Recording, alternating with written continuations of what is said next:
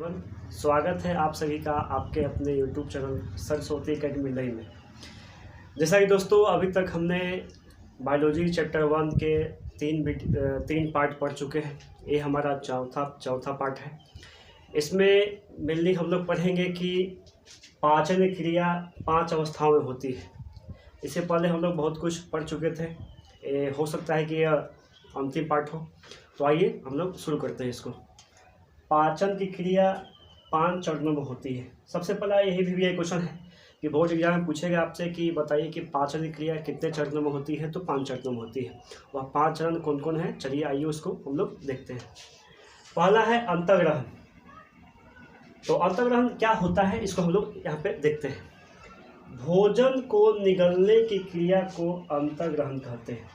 जैसे हम लोग भोजन लिए, उसको खाएं और उसको निगल गए, तो निगलने की क्रिया को ही क्या कहते हैं, अंतर्ग्रहण कहते हैं। पाचन की दूसरा चरण है, सेकंड चरण है पाचन। इसमें लिखा हुआ है कि भोज्य पदार्थों का छोटे छोटे सरल पदार्थों में टूटना क्या कहलाता है, पाचन कहलाता है। यह पाचन की परिभाषा भी है जो बोर्ड एग्जाम में आती है। तीसरा चरण है अवशोषण। अवशोषण का कहने का मतलब है सोखना। यहाँ लिखा हुआ है पचे भोज्य पदार्थों को जब कोशिकाएं सोख लेती है उस क्रिया को हम अवशोषण कहते हैं। तो पाचन का 3 चरण हो गया। चलिए अब देखते हैं पाचन का चौथा चरण, जिसका नाम है स्वांगीकरण। स्वांगीकरण कहते किसको है, तो लिखा हुआ है यहाँ पे कि पचे भोज्य पदार्थों से ऊर्जा प्राप्त करने की क्रिया को स्वांगीकरण कहते हैं। जैसे हम लोग जो भोजन करते हैं और उस भोजन से जो हमको ऊर्जा मिलती है, उसी क्रिया को हम कहते हैं स्वांगीकरण। अब देखते हैं, आपको मैंने बताया कि पाचन क्रिया 5 चरणों में होती है।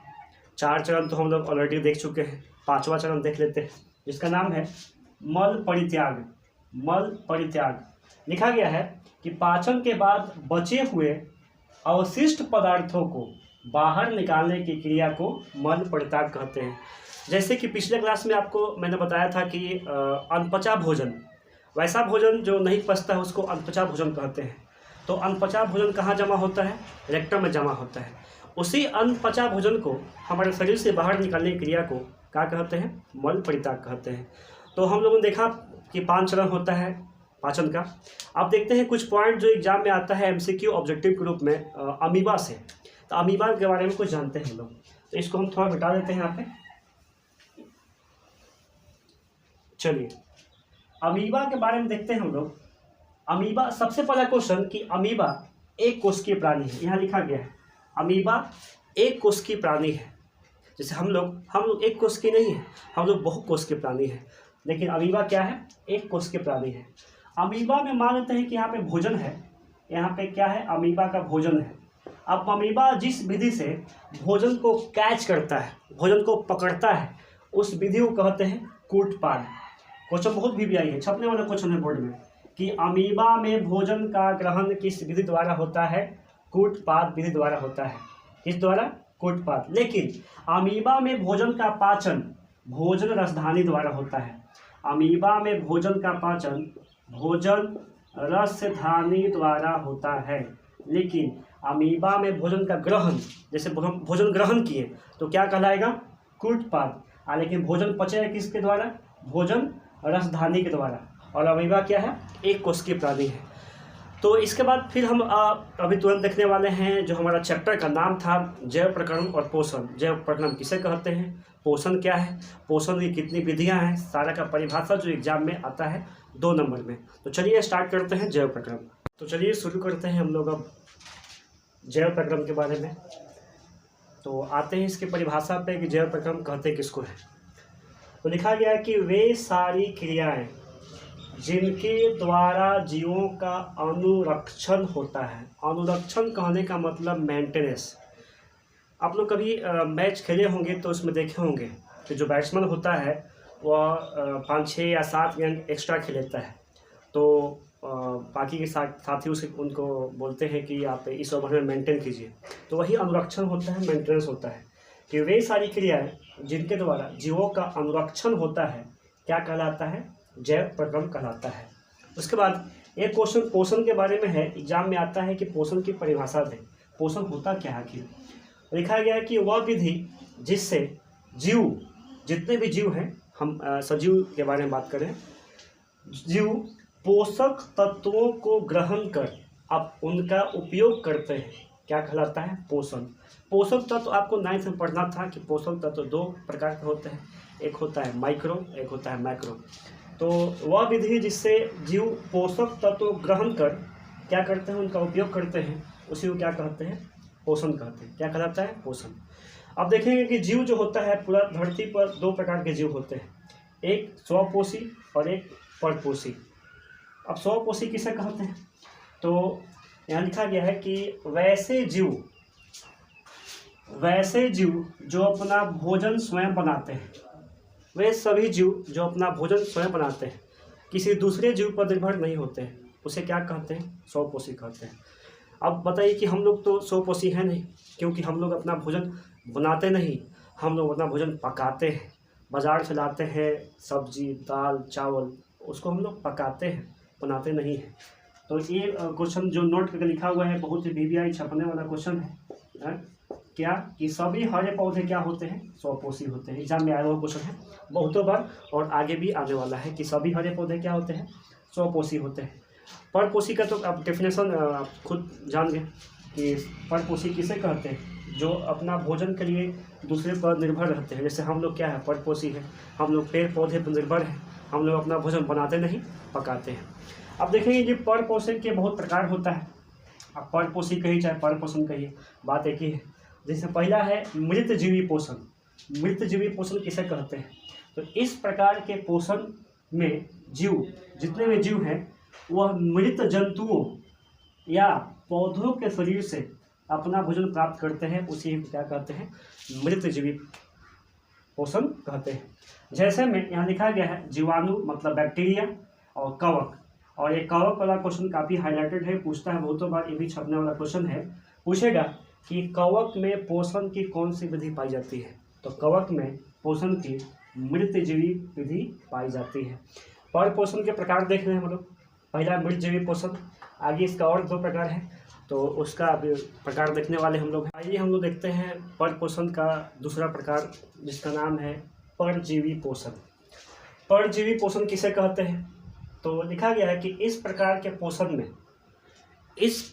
पोषण में जीव दूसरे प्राणी के संपर्क में अस्थायी या अस्थायी रूप से रहकर उससे अपना भोजन प्राप्त करते हैं, उसे ही क्या कहते हैं? परजीवी पोषण। मतलब इस प्रकार के पोषण में जीव दूसरे प्राणी के संपर्क में आते हैं, वो अस्थायी हो सकते हैं, मतलब कि हमेशा के लिए, या कुछ समय के लिए मतलब अस्थायी हो सकते हैं, उसी को क्या कहते हैं हम लोग? परजीवी पोषण। एग्जाम्पल लिखा गया है फीता कृमि। फीता कृमि मतलब टेप वर्म। इसको आप लोग 9th क्लास में पढ़े होंगे, और आप अगर नहीं पढ़े हैं तो 9th क्लास का वीडियो जल्द आने वाला है, उसमें आप पढ़ लीजिएगा। लास्ट इसका है प्राणी संपोषण। प्राणी संपोषण किसे कहते हैं?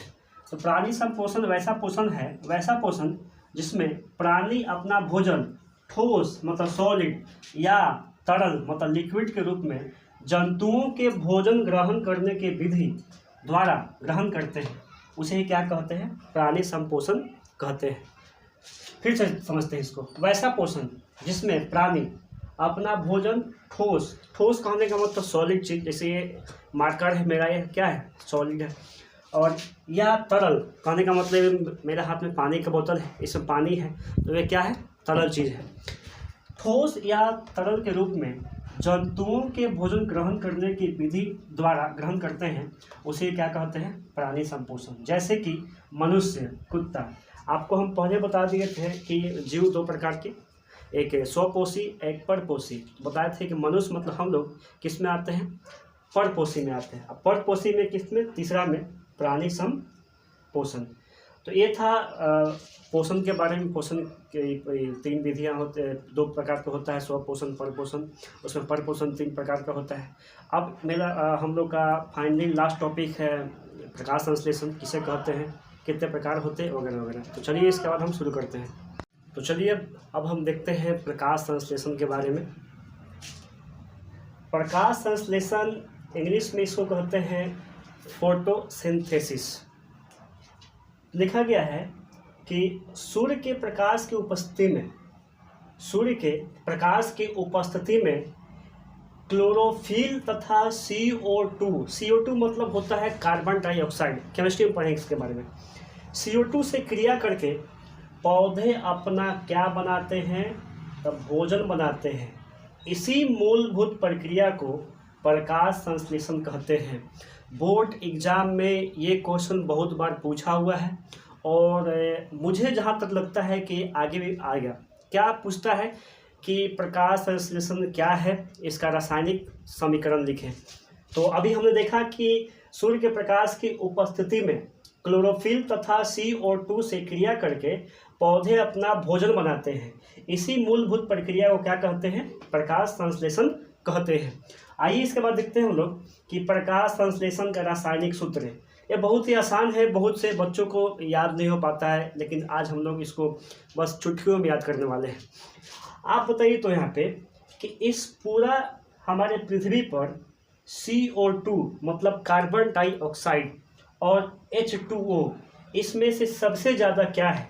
तो आप कहिएगा कि सर H2O है। H2O मतलब जल है, तो इसलिए ज़्यादा है तो इसको हम लोग 12 से याद करेंगे, कम है तो 6 से, मतलब 6 CO2 प्लस 12 H2O। फिर यहाँ पे क्या? तो सूर्य का प्रकाश और क्या? क्लोरोफिल। क्या बनेगा? तो C6H12O6, इसी को कहते हैं ग्लूकोज। क्या कहते हैं? ग्लूकोज कहते हैं। ग्लूकोज कहिए या कार्बोहाइड्रेट कहिए, बातें की है। तो बनेगा क्या? C6H12O6 और CO2, के गो CO2? 6 गो, और जल, के गो जल? तो 6 गो। बस सिंपल तो हो गया, ये समीकरण है प्रकाश संश्लेषण का। फिर से आते हैं एक बार, कितने CO2? 6 CO2, कितने जल? 12 जल।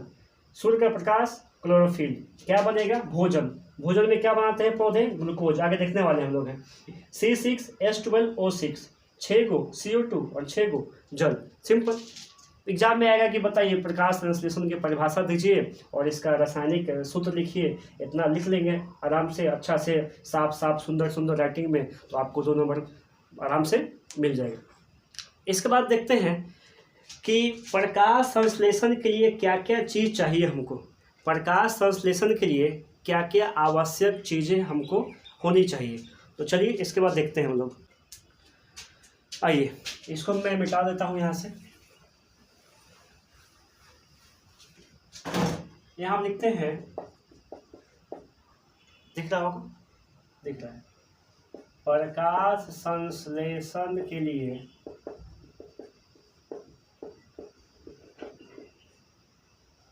आवश्यक चीजें या पदार्थ, 4 चीजें बहुत ही इंपॉर्टेंट है।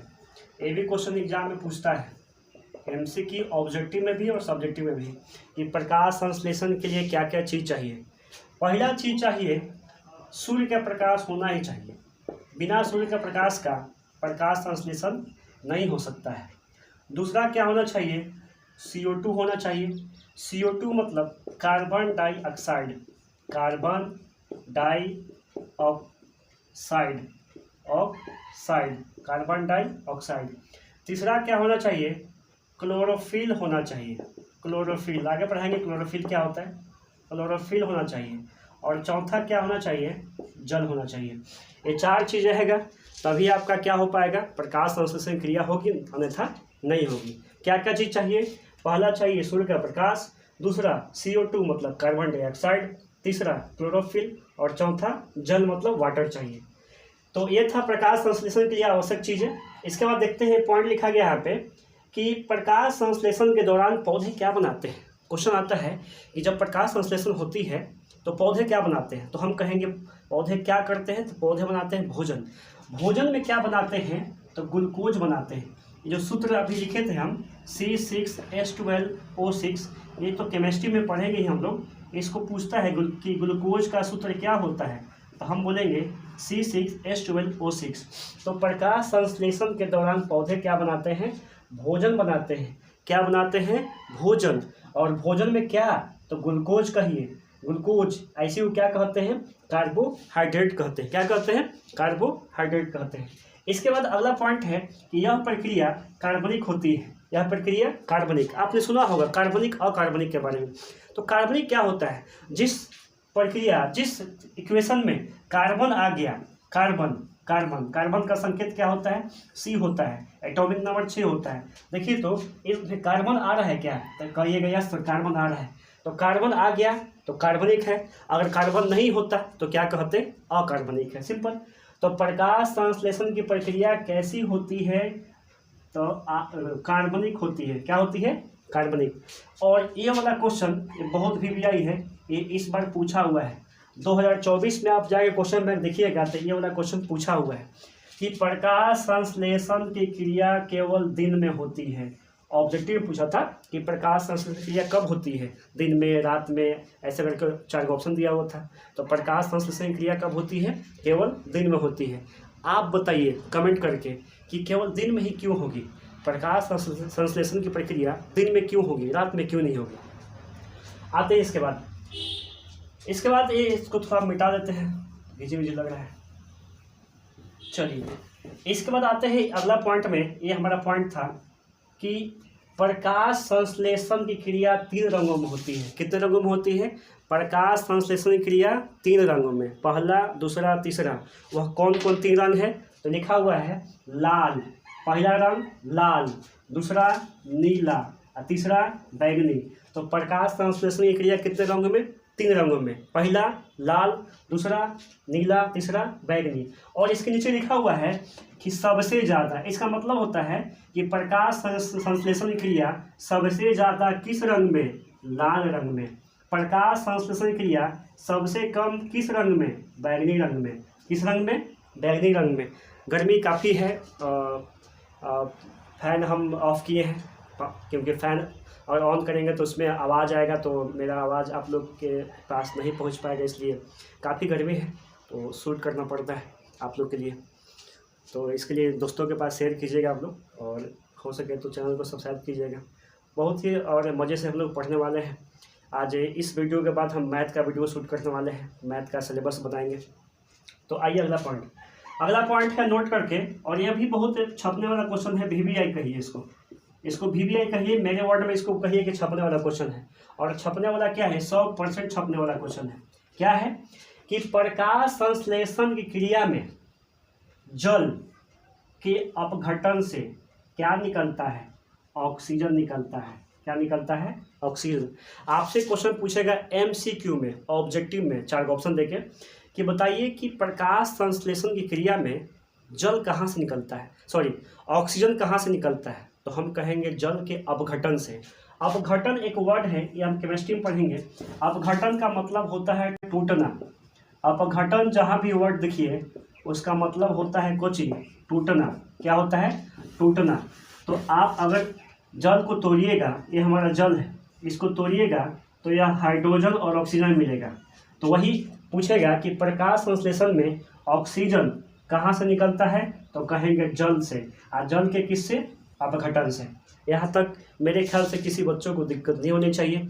इसके बाद हम पढ़ते हैं आगे, नेक्स्ट आज ही कि पत्ती के बारे में पढ़ते हैं। स्टोमाटा क्या होता है, स्टोमाटा को ही रंध्र कहते हैं।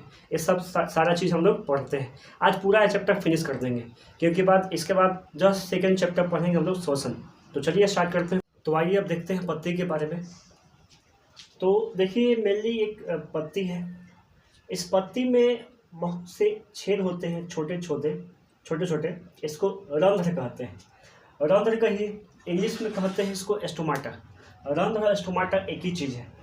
इसी पत्ती में एक चीज़ होता है क्लोरोप्लास्ट। आप 9th क्लास में एक चीज़ पढ़े होंगे लवक के बारे में, प्लास्टिड।